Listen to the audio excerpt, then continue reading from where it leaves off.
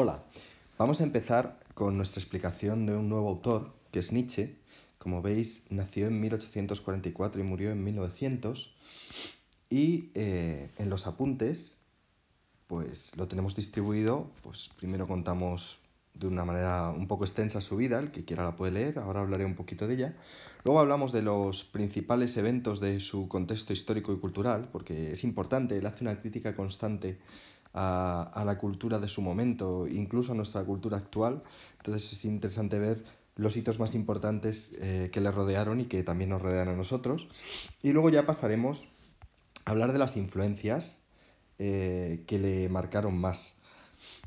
Eh, por último, y esto ya lo dejaremos para el vídeo siguiente, empezaremos ya a explicar el pensamiento. El pensamiento, como veis, lo hemos dividido en esos tres apartados: el vitalismo y el pensamiento trágico, el nihilismo negativo, que es la crítica que hace él a la cultura occidental, que sin lugar a dudas es el apartado más importante, y por último el nihilismo positivo, que sería la transvaloración de todos los valores.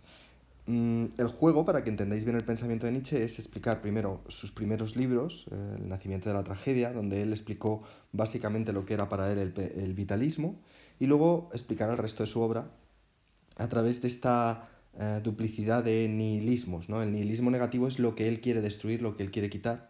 El nihilismo positivo sería lo que él quiere aportar de nuevo a la sociedad.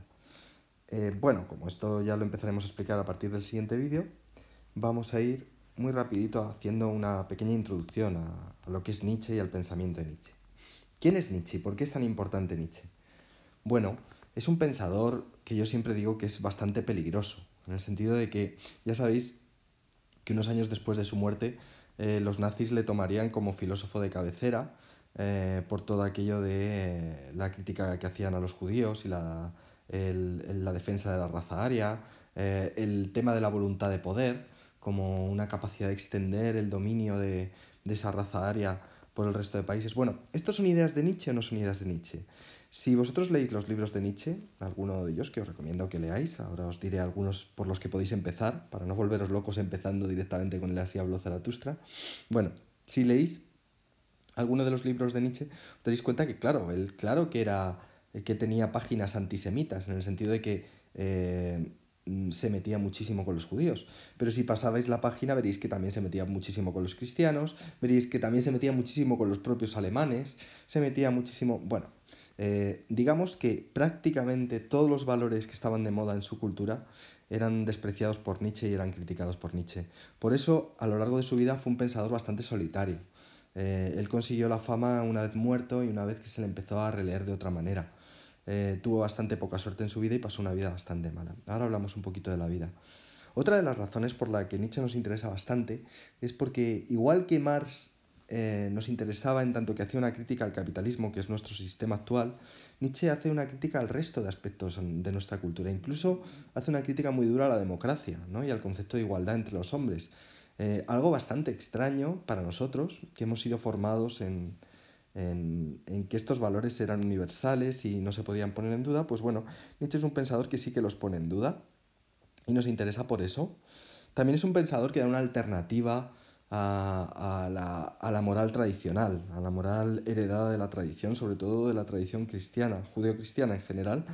Y es un pensador que ha influido muchísimo en el siglo XX, no solo porque los nazis le tomaran como filósofo de cabecera en el sentido negativo y con ello llevaran los nazis a la propia Segunda Guerra Mundial, sino porque después, en los años 60, después de hacer una valoración nueva de sus escritos, se convirtió en el filósofo de cabecera de todo lo que llamamos el pensamiento posmoderno.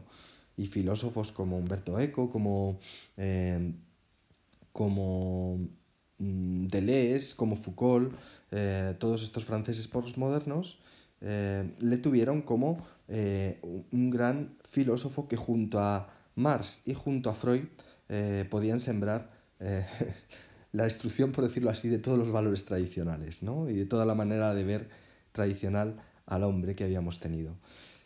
Así que Nietzsche yo creo que es un referente muy interesante para nuestra cultura y para nuestra época y os invito a que le leáis. ¿Qué libro podéis empezar leyendo de Nietzsche? Pues vamos a ver, en toda biblioteca pública el más importante y el más seguramente más traducido es el Así habló Zaratustra. El problema del Así habló Zaratustra, que es una maravilla de libro, pues que es un poema que Nietzsche hizo en uno de esos momentos extáticos que él tenía, bueno, durante un tiempo, y que está muy bien plasmada su filosofía, pero yo creo que no es el libro introductorio a la obra de Nietzsche. Yo recomiendo que empecéis por libros mucho más sencillos, que decir sencillo en Nietzsche es mentir, nunca hay un libro sencillo, es decir, todos son bastante complejos, pero mucho más accesibles.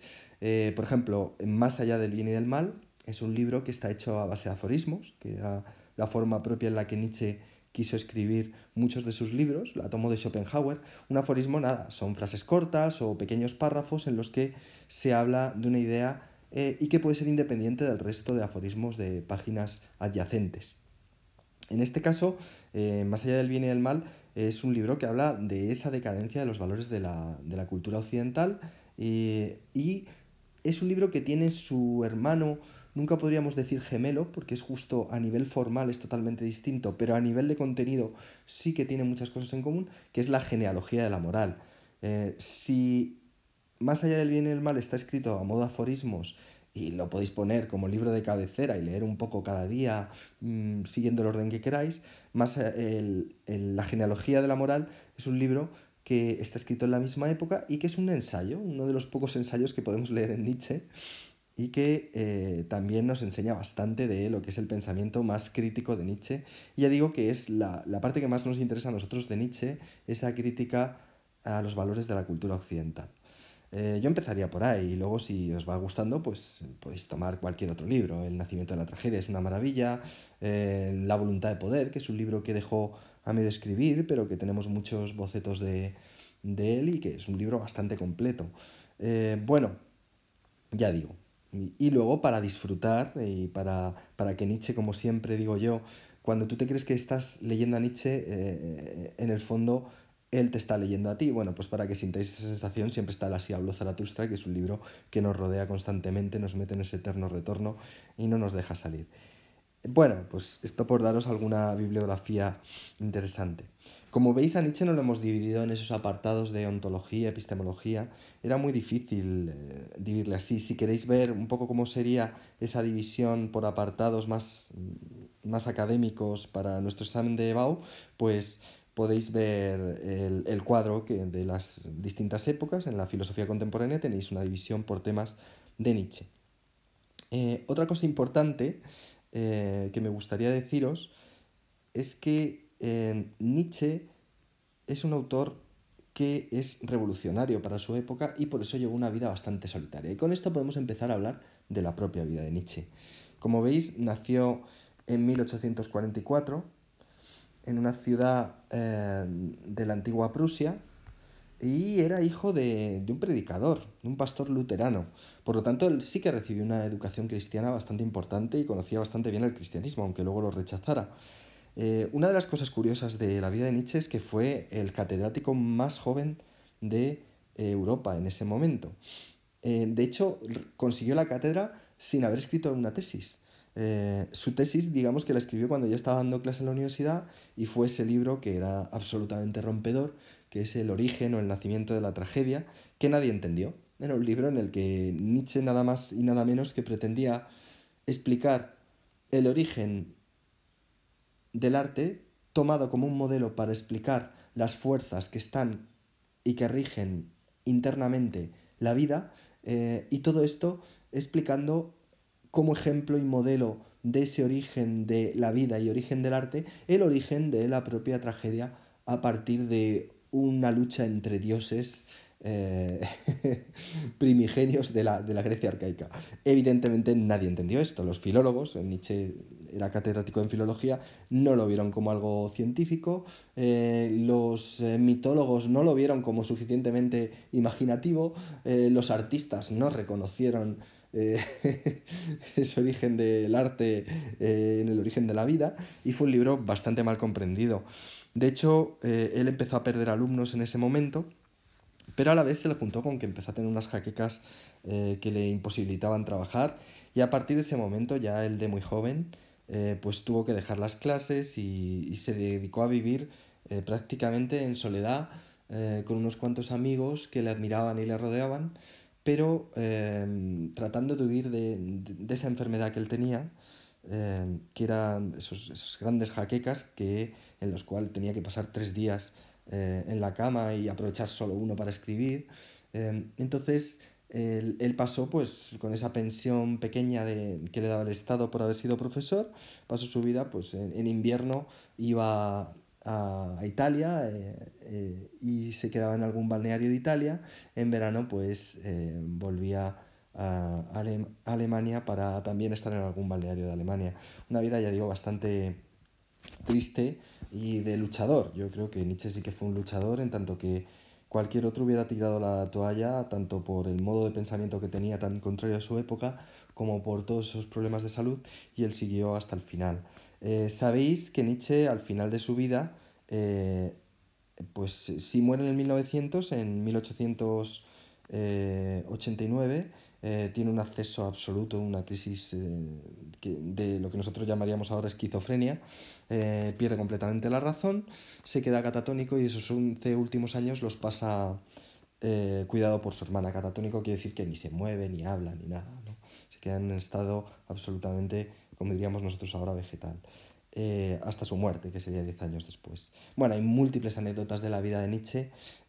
Os aconsejo, si queréis, meteros un poco más en la vida de Nietzsche, aunque tiene mucho de ficción, evidentemente, pero podéis ver esa película o leer la novela de El día en que Nietzsche lloró. Es una película, ya digo, muy imaginativa, pero nos presenta al personaje muy parecido a lo que él pudo ser en su personalidad, aunque ya digo que mezcla hechos que históricamente no pudieron ser así, ¿no? Como que conoció a Freud y fue un poco el precursor del psicoanálisis, no, eso sabemos que no fue así. Bueno, algunas de las curiosidades que me he ido saltando en el orden cronológico es que de joven conoció a Wagner, al gran compositor, y Nietzsche siempre fue un compositor frustrado, y por lo tanto conocer a Wagner le llevó a desarrollar un poco ese carácter de artista que tenía Nietzsche, eh, y a Wagner le llevó a desarrollar ese carácter de filósofo que siempre llevó dentro.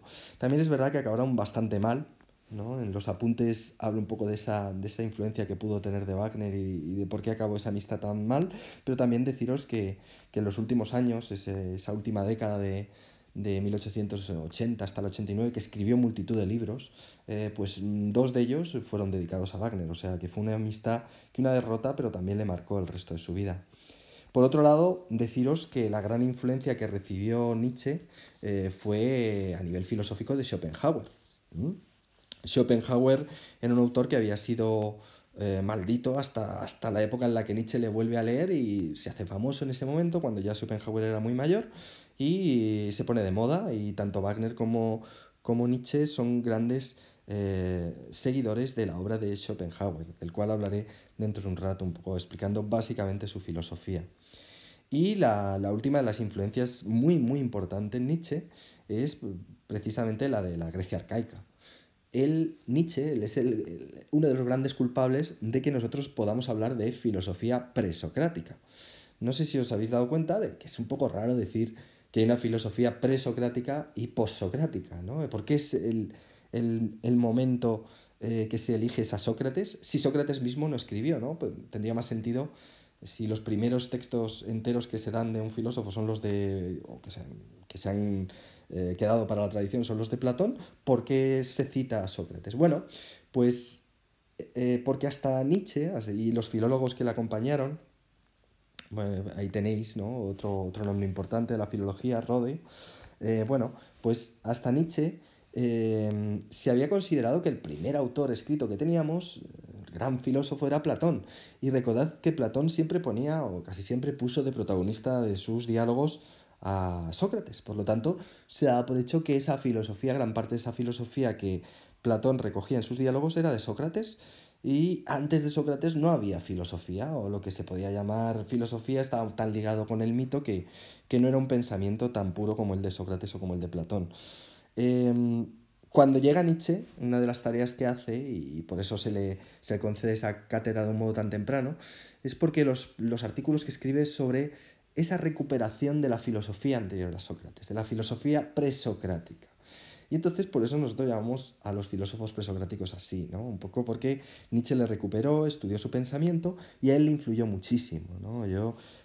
Cuando estéis estudiando a Nietzsche, yo recomendaría que volvieseis a leer todo lo que sabíais sobre Heráclito, ¿no? Porque es tal vez el que mejor, o el que más se parece a la filosofía trágica de Nietzsche y de Schopenhauer. Bueno, esto por quitar un poco elementos importantes en su vida. Del contexto histórico y cultural, pensad que a Nietzsche hay que situarle en la segunda mitad del siglo XIX, donde ya estamos, pues la mayor parte de los países europeos están luchando con distintas revoluciones que vienen de las revoluciones liberales del siglo XVIII. Muchos están cambiando de régimen. En- Se está ligando esto a la revolución industrial, que está cambiando completamente la economía y que, como vemos, Marx es un elemento fundamental en la crítica a esta revolución industrial, en lo que está pasando con ella a nivel político. Y por otro lado, Nietzsche sí que vivió de cerca toda la unificación de grandes naciones como Italia, pero sobre todo él como Alemania, que, como sabéis, en 1870 se unifica y anexiona a Austria, y se crea el segundo Reich alemán, ¿no? Nietzsche acabó hartito de todas estas iniciativas nacionalistas, y de hecho él se nacionalizó suizo, en el sentido de que no quería saber nada de esta gran empresa de nacionalización, porque para él nacionalizar era unificar en el sentido peor del término, es decir, hacer iguales, uniformizar, si queréis, a todos los individuos en algo. Y los individuos eran cada uno distinto. Nietzsche siempre estuvo a favor de la diferencia, es el pensador de la diferencia. Entonces todo esto que tiene que ver con el nacionalismo, pues a él le superaba. Por eso es una gran ironía o un sarcasmo histórico el hecho de que luego los nazis le tomaran como referente de su propia manera de unificar, uniformizar y nacionalizar a Alemania, ¿no? Bueno, por otro lado, las ciencias están creciendo, está de moda el positivismo, y están naciendo todas las ciencias humanas. Pero también la biología está dando un vuelco, ya sabéis, en 1870 también en esa década se publica El origen de las especies, y es también una bomba a nivel de entender de una manera distinta al hombre.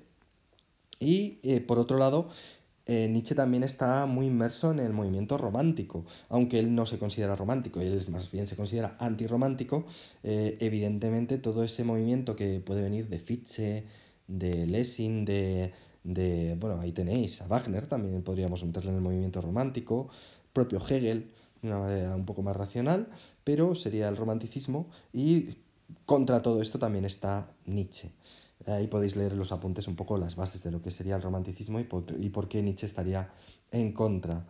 Em, bueno, de las influencias, ya os he dicho, lo más importante sería pues esa Grecia arcaica, de la Grecia de Homero, del señor aristócrata que rige su vida a partir de la guerra y a partir de la lucha, y que considera que ante la lucha solo hay dos posibilidades, o la victoria o la muerte. El ser esclavo sería perder totalmente la dignidad y por lo tanto no se valora a los esclavos.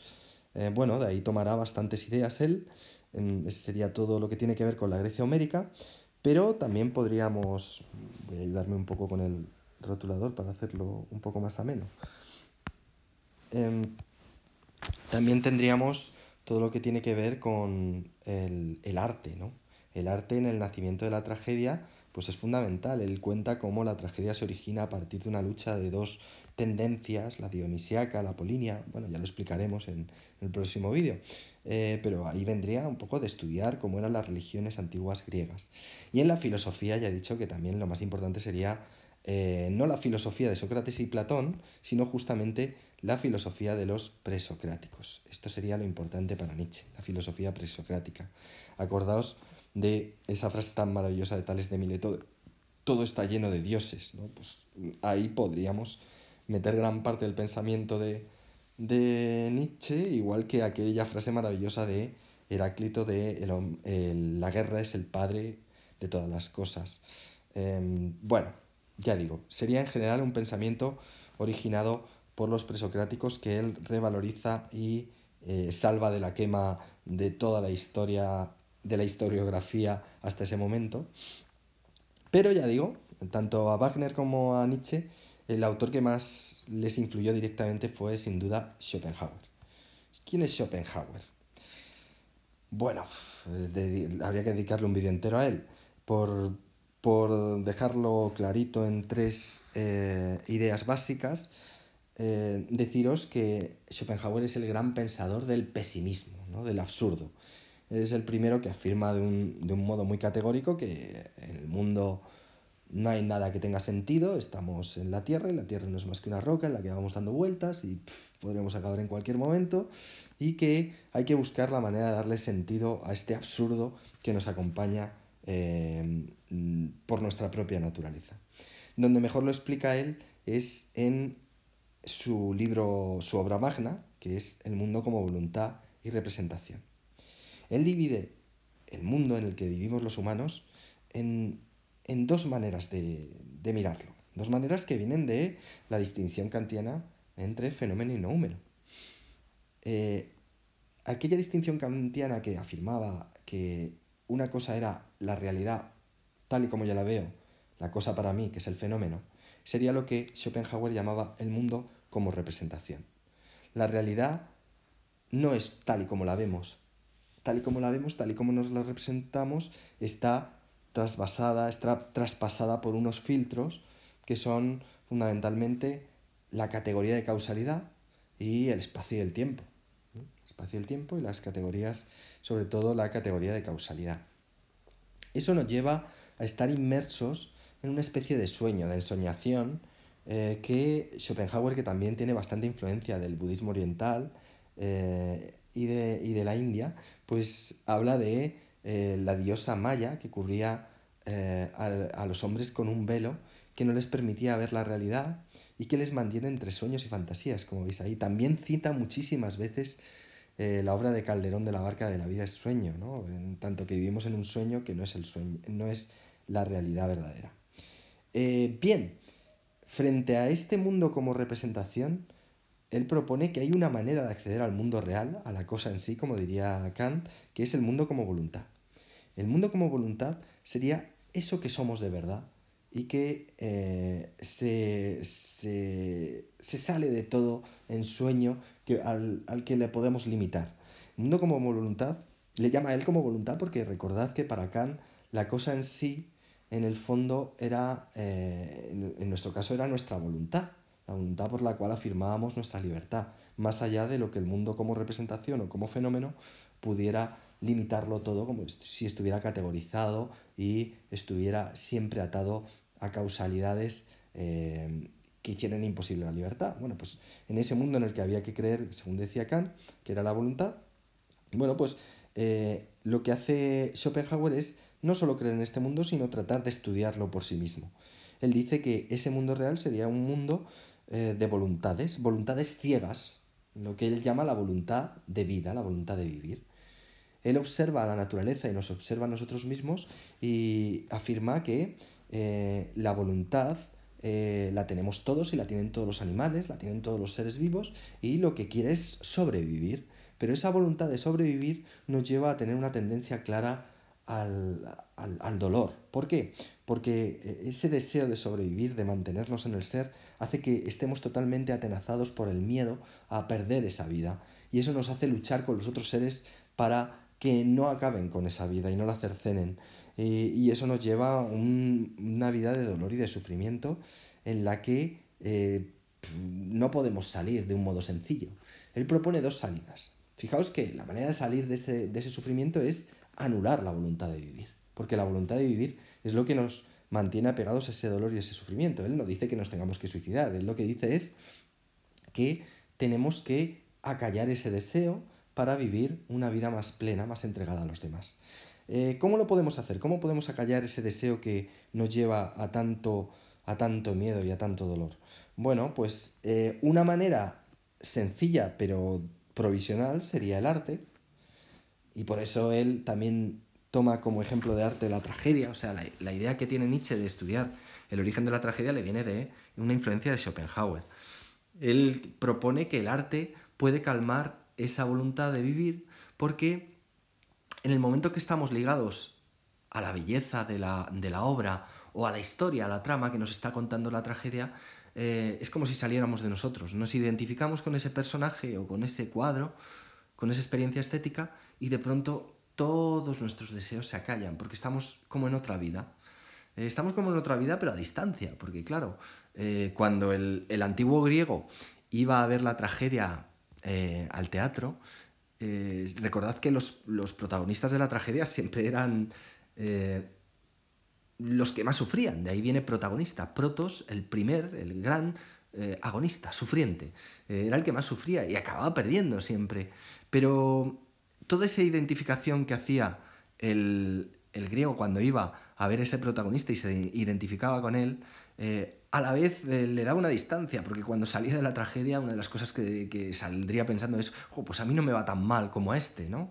Y sufría lo que luego Aristóteles llamó una catarsis, ¿no? Una purificación en la que él se sentía mucho mejor. Bueno, pues esto que nos pasa a nosotros cuando vemos en el cine una película de terror, ¿no? Que nos identificamos, pero a la vez mantenemos una distancia, lo cual nos hace disfrutar en cierto modo de la experiencia. Si no, imaginaos que cada vez que fuéramos a ver una película de terror sufriéramos tanto como el protagonista, pues iríamos una vez y nunca más, claro, porque sería terrible. Bueno, pues esa experiencia es una experiencia catártica que nos purifica y que nos ayuda. Pero para Schopenhauer el arte más puro, porque no pasa por lo racional, no pasa por el mundo de la representación, que para él sería lo racional, lo racionalizado, es la música. La música toca directamente a nuestra voluntad de vivir. Y esto lo decimos en tanto que tú puedes oír una melodía y esa melodía ya te provoca tristeza o alegría sin decirte nada, en el sentido de que no te cuenta una historia, no hace falta que te cuente una historia. Te la puede contar, pero no es necesario. O sea que la música sería, por decirlo así, el núcleo de las artes, ¿no? Esta idea Wagner la tomó para sí y por eso él decía que sus óperas eran obras de arte total, ¿no? Porque guiadas por la música como un maestro, estaban el resto de las artes, estaba la música secundada por el resto de las artes, el teatro, la pintura, la escultura, ¿no? Pues estaba todo ahí. Bueno, por otro lado, ya digo que esto solo da una purificación provisional.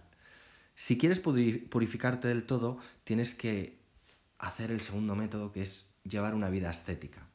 Una vida ascética es prescindir de todo aquello que no sea necesario, prescindir de todo lujo.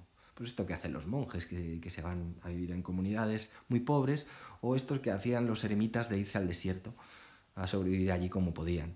Bueno, pues Schopenhauer nos propone que si vamos prescindiendo de todos los lujos y nos quedamos solo con lo necesario para vivir, iremos apagando el deseo, y al apagar el deseo la voluntad de vivir se aniquilará. Y eso nos llevará a darnos cuenta no solo del egoísmo que llevamos dentro y que nos permite sobrevivir, sino darnos cuenta de que el otro está ahí, que el otro también tiene sus necesidades, y nos abrirá un mundo de compasión. Y como veis, todo esto es muy parecido a la vía que planteaba en esa misma época, se había puesto de moda en Occidente, el budismo.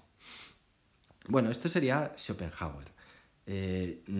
Hay muchas influencias de Schopenhauer sobre Nietzsche, pero sí que os quiero decir que la gran diferencia, y Nietzsche lo subrayó muchísimas veces, se veía como un gran sucesor de Schopenhauer, pero él decía a la vez que la gran diferencia que había entre Schopenhauer y él, que los dos, ambos eran pensamientos trágicos, ambos pensaban que la vida estaba hecha por una lucha en la cual ninguno de los oponentes llegaba a ganar, sino que se mantenían en una especie de equilibrio inestable, como aquel del que nos habló Heráclito.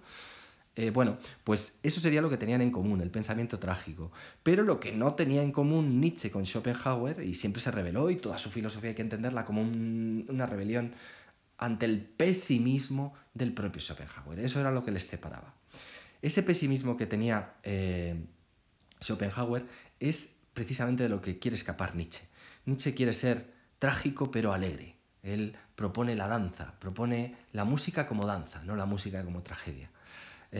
Y ya veréis que esa alegría, esa música de flauta frente a la gran sinfonía hegeliana, esa música de melodía frente a una sinfonía compleja es lo que propone Nietzsche constante, ¿no? Danzar, bailar, ¿no? Ser capaces de llevar la tragedia de la vida con risa, con alegría y con danza. Bueno, esta sería la idea base de Nietzsche.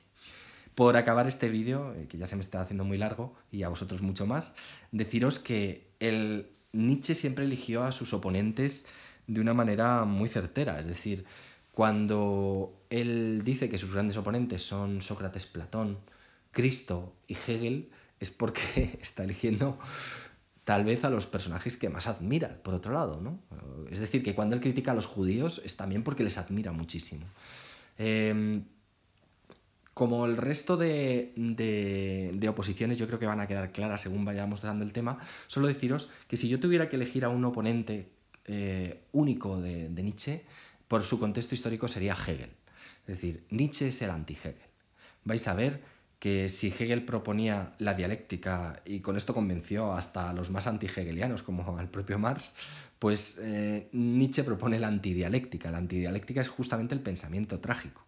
Si Hegel decía la vida es una lucha de opuestos, en este caso ideas, que se sintetizan en un nivel superior y eso hace que haya progreso, vais a ver que Nietzsche va a decir lo contrario, que es el pensamiento trágico. Va a decir, sí, la vida es una lucha de opuestos, pero nunca se sintetizan y nunca se superan.